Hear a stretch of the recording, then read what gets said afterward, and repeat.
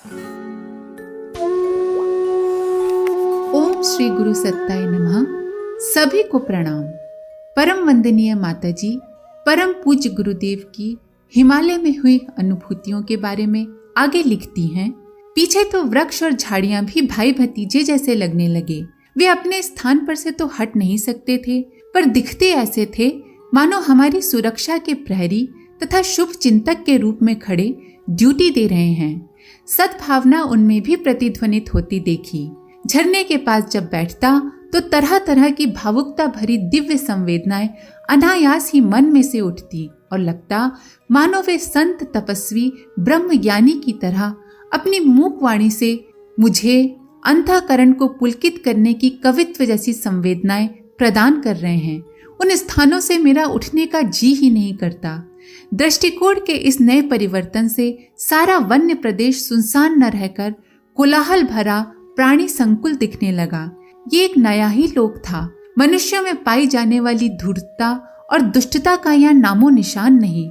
सभी प्राणधारी वाणी और विचारों को मात्र निर्धारित कर्तव्य के लिए प्रयोग करते प्रतीत हुए।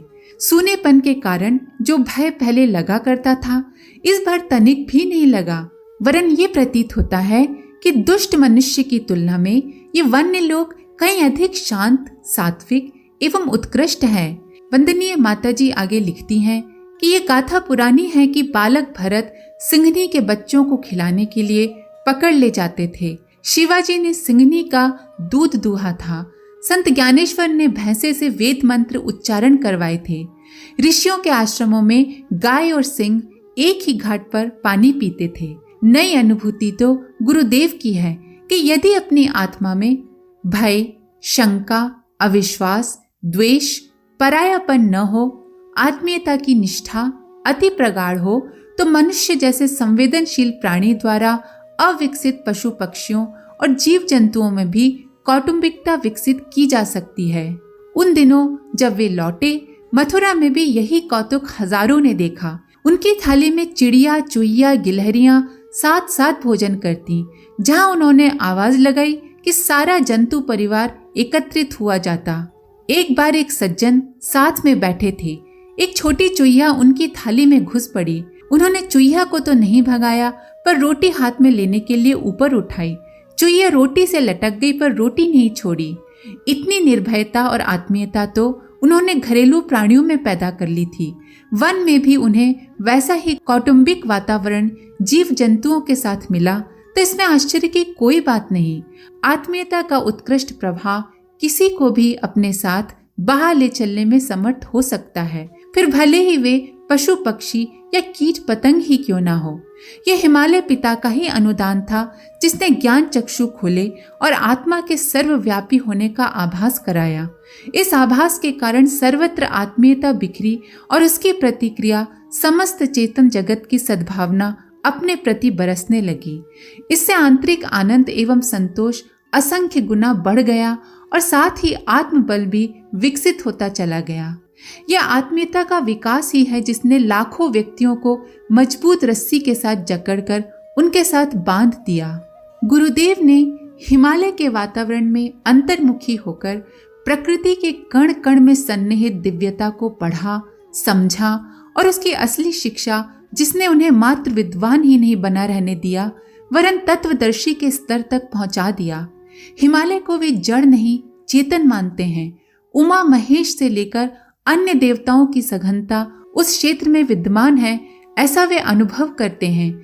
जब जब वे वहां जाते हैं, कुछ ऐसे विचित्र अनुभव सुनाते हैं जिससे वहां देव सत्ता की प्रत्यक्ष उपस्थिति पर विश्वास करना पड़ता है। एक बार कुछ जड़ी बूटियों की खोज में रास्ता भटक गए और अपने स्थान से बहुत दूर, संभवतः 20 मील आगे निकल गए। रात हो गई। हिंस्र पशुओं की आवाज गूंजने लगी। ऐसे समय में एक मनुष्य जैसा शरीर उन्हें हाथ पकड़कर आधे घंटे में ही यथा स्थान पहुंचा गया। एक बार वर्षा के पानी से उनका निवास सब ओर से घिर गया। खाद्य पदार्थ समाप्त हो गए। उसी समय एक मनुष्य का दिखना और हाथ के इशारे से जमीन खोदने का इशारा करना, खोदा जाना और वहां से 20 सेर भारी एक ऐसे मीठे और स्वादिष्ट कंद का निकलना जिस पर कई सप्ताह भली प्रकार निर्वाह किया जा सके। हिंस्र जंतुओं से तो आए दिन मुकाबला होते रहना, पर कुछ दुर्घटना ना घटना। एक बार किसी विपत्तिग्रस्त को उन्होंने सारे पैसे दे दिए, पास में कुछ भी न रहा।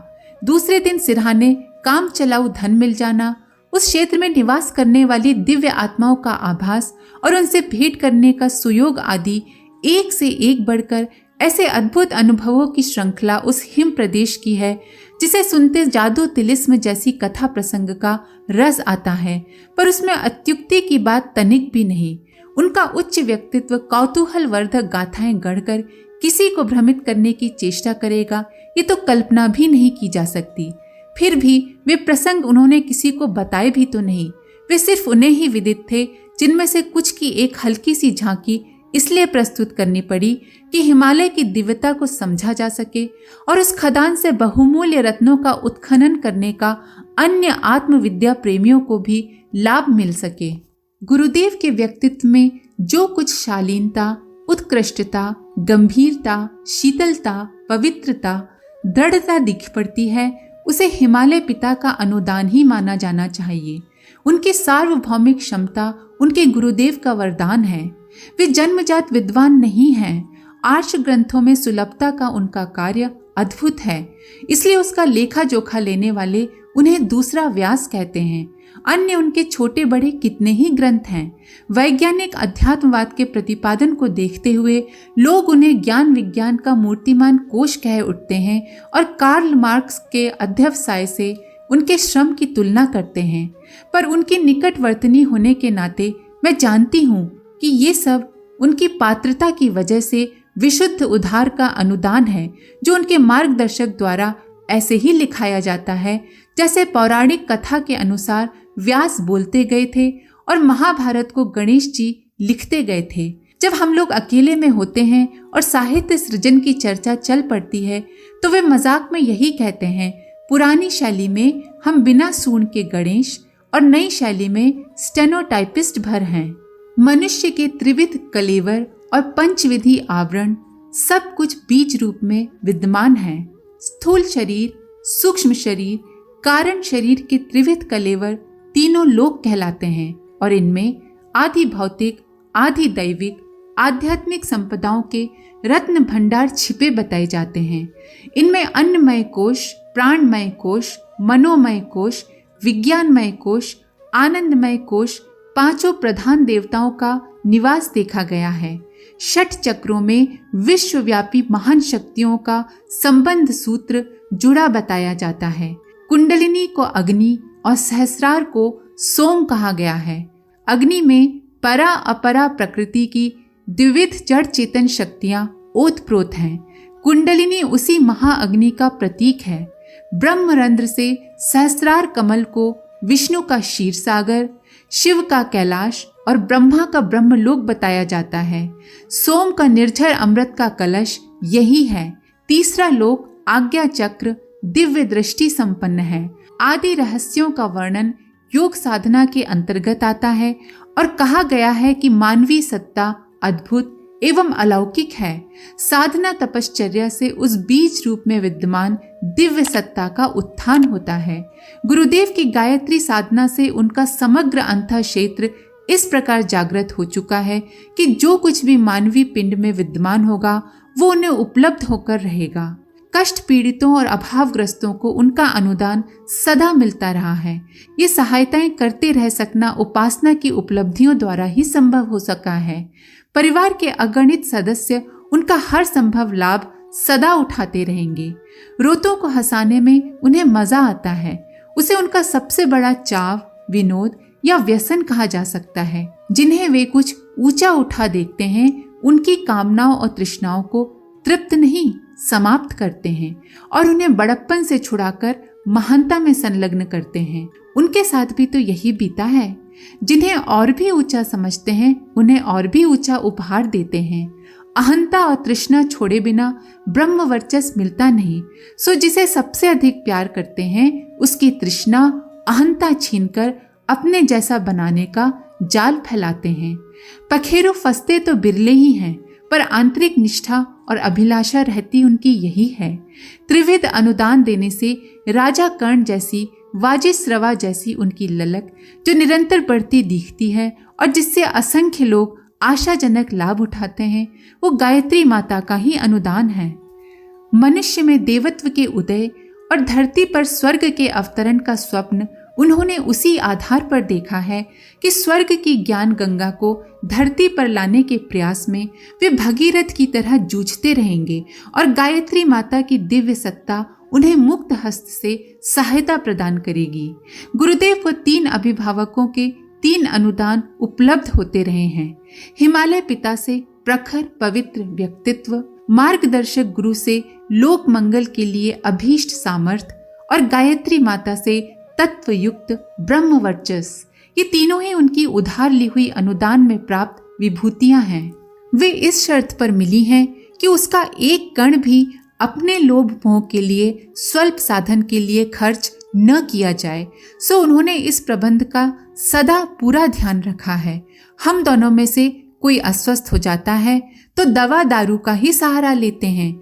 दूसरों को दी जाने वाली दिव्य सहायता में से एक का भी अपने लिए प्रयोग नहीं करते। जिन्हें वे अपना अति घनिष्ठ मानते हैं, उनके प्रति भी ऐसी ही कठोरता बरतते हैं। घनिष्ठ आत्मीयता के साथ उनके दिव्य अनुदान ही जुड़े होते हैं, भौतिक आशीर्वाद नहीं। भौतिक आवश्यकताएं प्राप्त कर ही ली हैं। इच्छा आकांक्षाओं का उन्माद कब का हवा में उड़ गया। यदि कहीं कुछ रह भी गया हो तो भी अपने निजी पुरुषार्थ से पूरा करते हैं या फिर सहते हैं। उसमें इस अमानत का एक कण भी खर्च नहीं किया जाता जो लोक मंगल के लिए धरोहर के रूप में ली गई है अथवा दी गई है। स्वर्ग, मुक्ति, सिद्धि, विभूति, कामनाएं सभी कुछ उनके लिए निरर्थक हैं। बार बार लेना, बार बार जन्म लेना, बार बार मरना और निरंतर सर्वतोभावेन इस परम सत्ता के इशारों पर चलते रहना ही उनका लक्ष्य है, जिसने उन्हें दिव्य माता, दिव्य पिता और दिव्य गुरु की महान उपलब्धियां देकर अनाथ से सनाथ बनाया है। वे दूसरों से भी यही कहते रहते हैं, दिव्य अनुदान दिव्य प्रयोजनों के लिए मांगे जाएं तो उत्कृष्टता दिव्य सत्ता को द्रवित कर सकती है और सहायता के लिए वांछित भी। आज के लिए इतना ही। आप सभी का धन्यवाद। ओम शांति।